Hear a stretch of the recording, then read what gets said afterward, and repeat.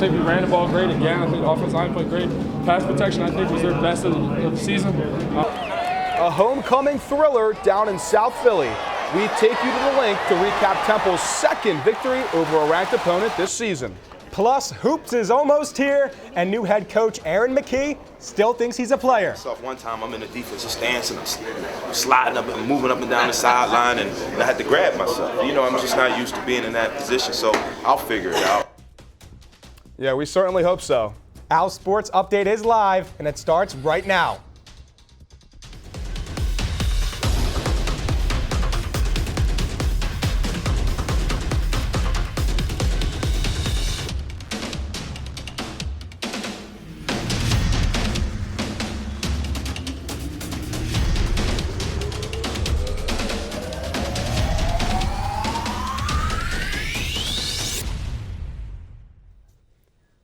Hello everyone. I'm Brian Steinmetz. Alongside me is Sean McGeehan. Welcome back to another week of OwlSports Update. A busy week for Temple Sports with AAC Media Day for hoops and homecoming for the football team. That's right. The Owls played Memphis over the weekend for homecoming. We have the recap coming up, but let's start by taking a look ahead and preview the Owls game versus nationally ranked SMU.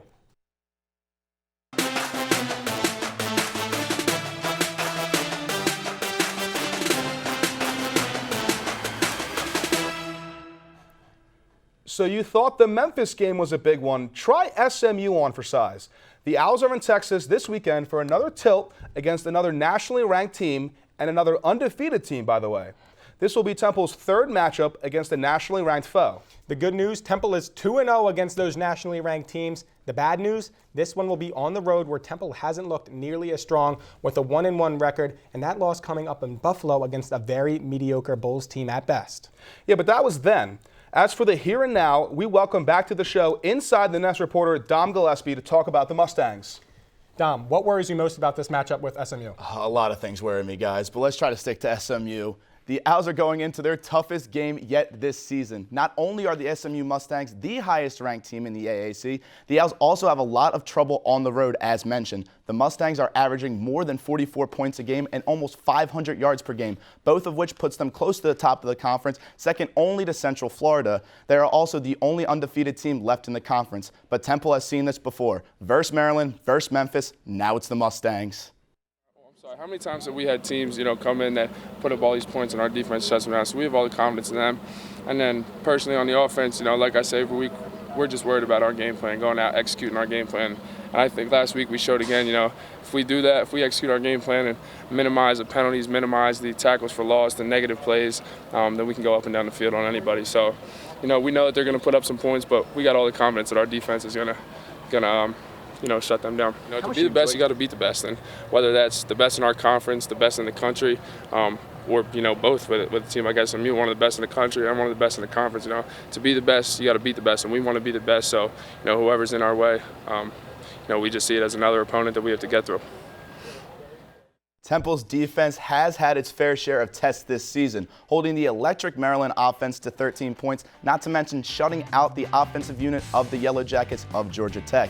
This will be the Owls' third-ranked opponent of the season and their second in 2 weeks. The Owls' defensive unit has to play a complete game. Mustangs QB Shane Buechele can do it with his legs and his arms. This is not a team you want to get into a shootout with. As you can see by their record and their points per game, they are pretty darn good at it.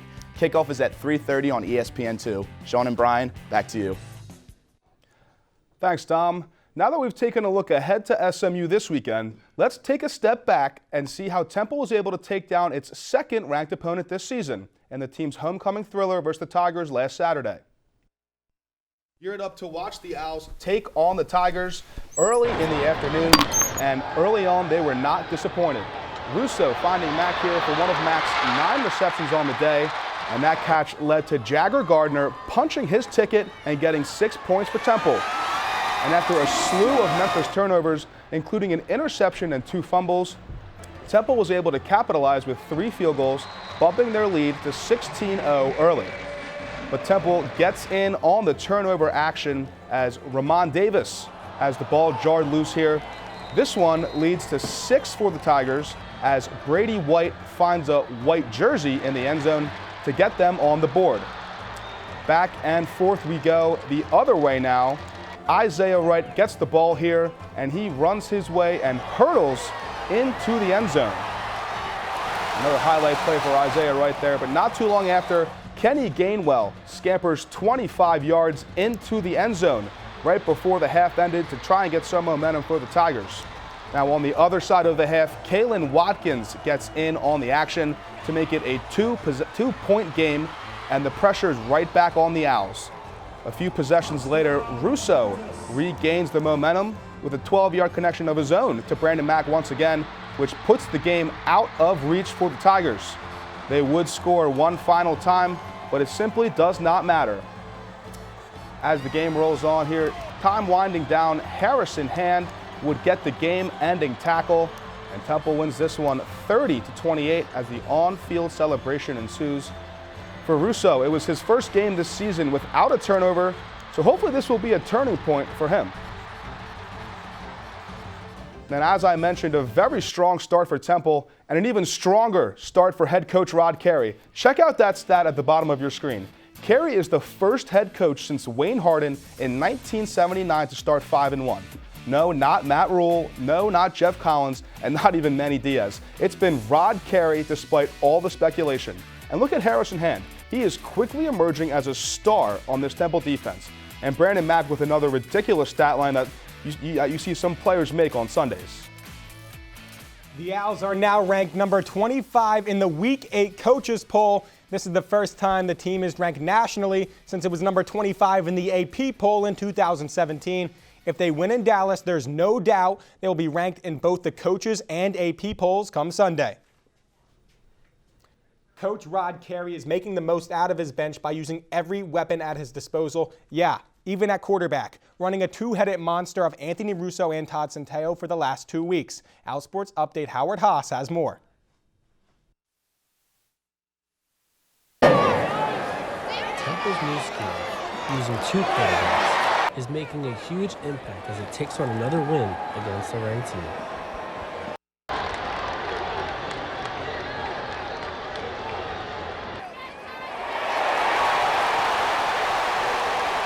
Change of pace, a different element to the game that we bring on offense, and for me, just going out there and executing and having fun, that's all it is.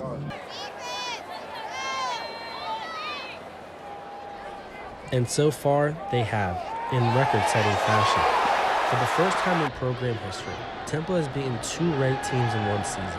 And while the two-quarterback system is getting a lot of attention, it's been the defense carrying a good deal of the load, forcing 4 turnovers and 2 turnovers on down. For a defense to have to look at all those looks and make adjustments on the fly like that, I think it puts them in a bind. So being able to do that, get those tempos switched. 2 teams come into the Lincoln Financial Field ranked. 2 teams leave, most likely unranked. The two-headed monster in Anthony Russo and Todd Centeio get the job done, knocking off Memphis 30-28. Executing at a high rate, and that's who we are right now, and that's really good. Really good was enough to defeat Memphis. Now, all eyes are on ranked 19 SMU in hopes that Temple can add another notch to an already impressive season. Reporting from Lincoln Financial Field, I'm Howard Haas, OwlSports Update. All right, Howard, thank you. Let's see if the Owls can continue that hot streak against ranked opponents later this season and earn a spot in the top 25. Yeah, certainly a lot to look forward to for the Owls. We're going to take a short break, but on the other side, we'll dive into some basketball, so do not touch that remote. Plus, I'm OwlSports Update's Josh Safran, live at the Liacouras Center. AAC Media Day brought some of the best players in the country into town, but some of them are actually coaches, not really players anymore. I'll explain when OwlSports Update continues.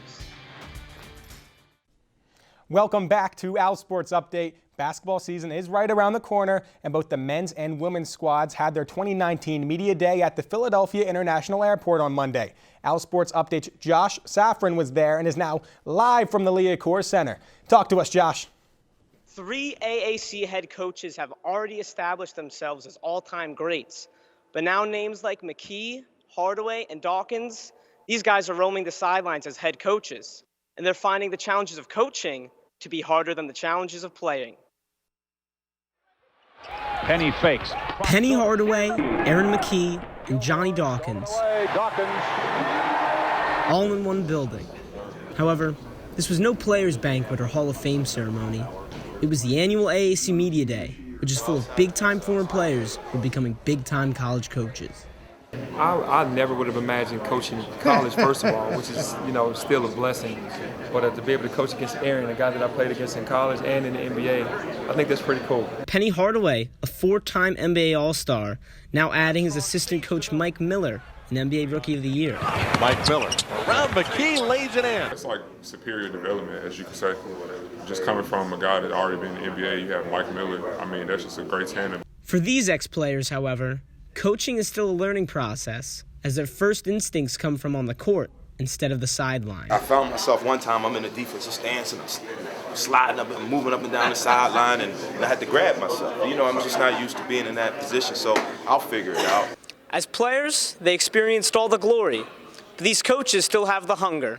As combined, they count for just 0 of this trophy. Winning championships are hard. Winning any game is hard. You just have to go out there and do your best. And, if sometimes the ball bounces right for you and you end up having an opportunity to win the championship, and other times it may not. With a new season on the horizon, these coaches are already thinking about the ball bouncing right for them come March.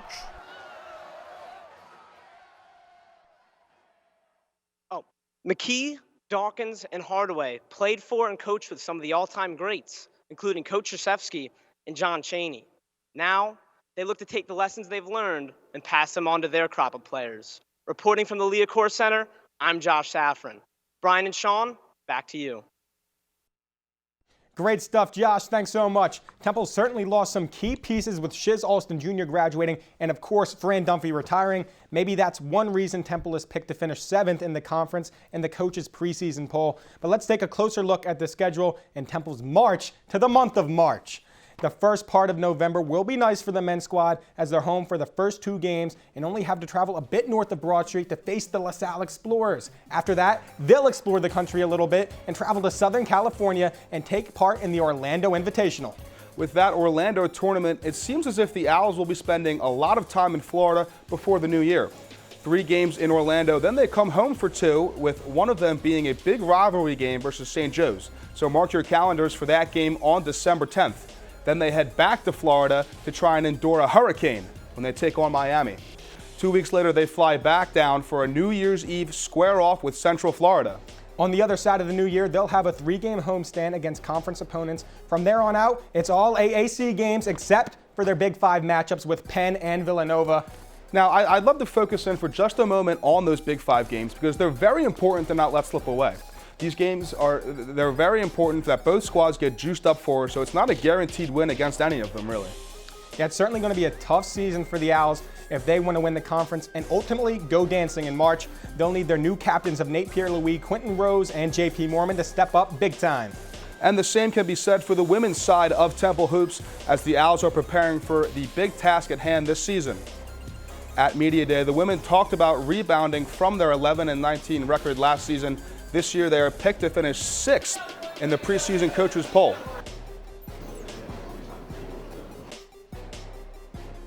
I'm way more comfortable since I've been here for this is my 3rd year. So yeah, being a great leader is a good thing. Everybody listens to you and it's just a good feeling. I think that's probably the biggest thing is making sure that we're consistent, and I think a lot of it's going to come down to not just having 1 or 2 guys that can score the basketball for us. I think the way that we're going to play is more people get to touch the ball and look for our bigs a little bit more. Brian, I think we should pack our bathing suit because another thing that the team can look forward to in late November is a trip to Cancun, Mexico. Yeah, that certainly sounds nice right about now. The Owls will take on North Carolina and Creighton, but as for us, we're going to step aside for another short break, but don't go anywhere. Coming up, we'll take a look at volleyball and see if the team was able to break its 6-game losing streak during 2 conference games over the weekend. Don't go anywhere. OwlSports Update is back in 90 seconds. Welcome back to OwlSports Update. 2 conference games for women's soccer, 1 versus SMU, another versus Houston. We'll start with SMU, a late-night game for the squad, and to quote head coach Seamus O'Connor, this was a heartbreaker. Temple certainly had its opportunities in this game, but no one could find the back of the net. SMU didn't have much luck either. The Mustangs had 14 corner kicks on the night. None snuck by the Owls goalkeeper, Morgan Basilio. What did get by her was a penalty kick off the foot of Allie Thornton in the 77th minute. That goal was the senior's 10th on the season, and it gives the Owls the loss 1-0. The Owls look to turn things around on Sunday against Houston, and they did just that. The team shut out the Cougars 2-0 at the Temple Sports Complex. Morgan Basilio's 4 saves kept the Cougars scoreless on the road. The star of the show in this one, though, Haley Gutowski. She scores twice on the day, her first goal coming in the 70th minute, and just 7 minutes later, she did it again for her 4th goal of the season. To the men's side now, the team snaps Memphis' 6-game win streak in dramatic fashion with a 2-1 overtime victory. Sean Karani tied the game in the 25th minute, but it was Elias Helgren Villegas who sealed the deal in this one. His goal in the 106th minute gives the Owls the win. Temple outshoots Memphis 18-8 and also had the upper hand in corners 8-6. USF comes to town next to face the Owls on Thursday. Ball team finally gets off its losing slide and got back on track with a win versus ECU last Friday night.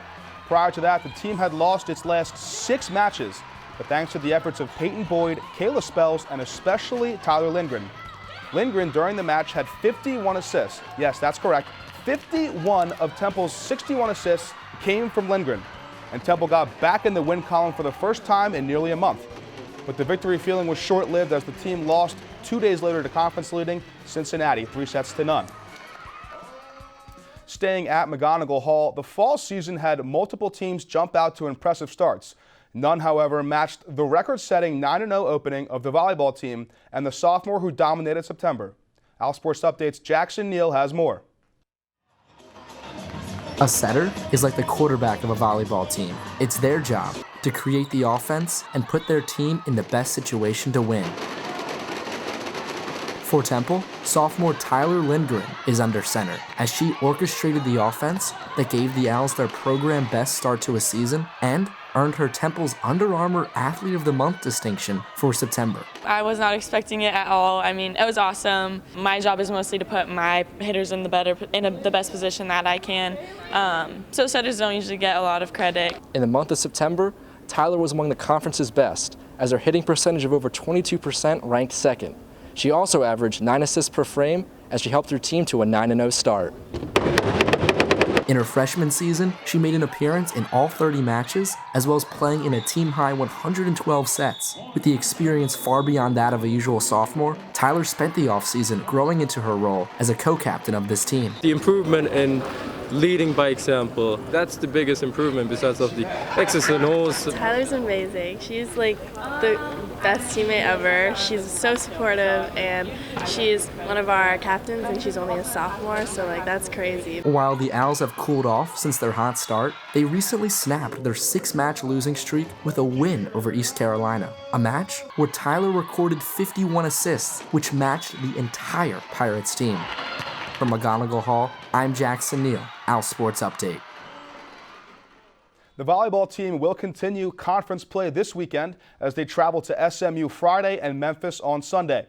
The squad is struggling in conference with a 1-5 record and are 10-7 overall. Speaking of teams struggling in conference, let's talk field hockey. The Owls took on the Georgetown Hoyas for a chance at their first victory against the Big East team since 2016, and this time they get the job done down in the nation's capital. The Owls outshot the Hoyas 10-7 in the second half and get an overtime win by a score of 2-1. This is Temple's first conference win since October 21st, 2016. Just 2 days later, Temple faced Lafayette for a Sunday afternoon showdown. It was the team's second straight overtime game, and despite not giving up any goals in regulation, the Owls lose this one 1-0.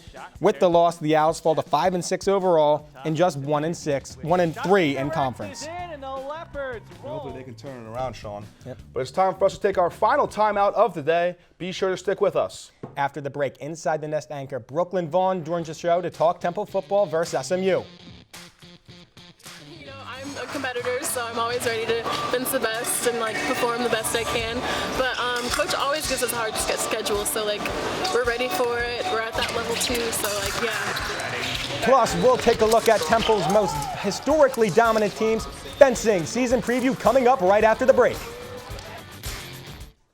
Welcome back. The Temple fencing team has one of the highest track records that the Cherry and White has to offer, going up against some of the best teams in the NCAA and winning. OwlSports Update's Stephen Reifsnyder has more.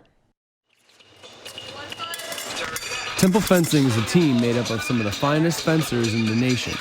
And they are also somewhat unique, being that the Owls are one of 2 Division I schools in the top 10 with only a female team. Team goal would probably be move up in national rank. I think we're 8 right now. I don't want to get that wrong, but I believe we're 8. So we're just trying to move up higher and just get better every year.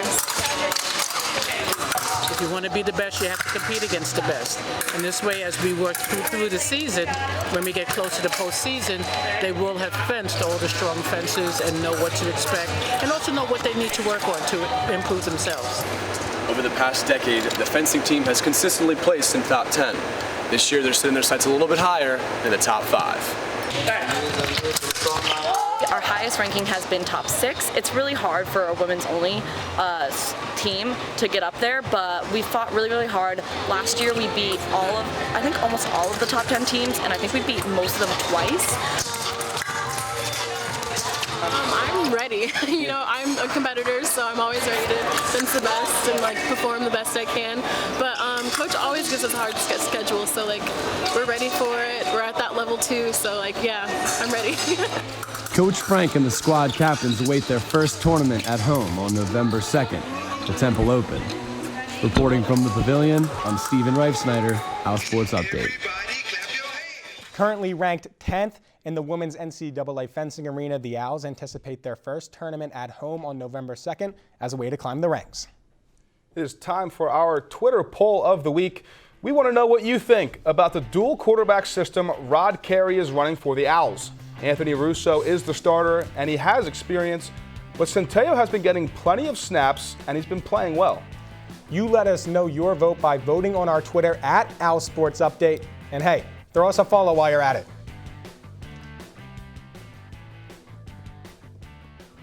To be honest, I don't know what to think about this poll. It's pretty difficult. I think I need someone from the Inside the Nest crew to help me out. Yeah, that's perfect, because here to join us now is Inside the Nest anchor Brooklyn Vaughn. Hey, Brooklyn. Hey, guys. Thanks for having me. Brooklyn, what are your thoughts on the dual threat quarterback? You know what, guys? I like what they're doing a lot with this two-headed monster. Aside from keeping both of them hot, it's only going to work out in their favor. The teams are going to have to prepare to take on either a very mobile quarterback or a very accurate one. They're bringing 2 very different skill sets to the table, but it's going to work out in their favor. Yeah, Brooklyn, we've seen Temple do well, against ranked teams at home, but now they're on the road, and SMU hasn't played, against, that challenging of opponents. How do you think they'll fare this weekend? Of course, I think the only thing that stands in their way, on paper, the Owls are absolutely capable of pulling out a win down in Texas. However, they're down in Texas, historically on the road that hasn't been going as smoothly as they want it to go. So that's my only concern, is that if they can channel their energy at home on the road, then they're going to be able to pull this one off.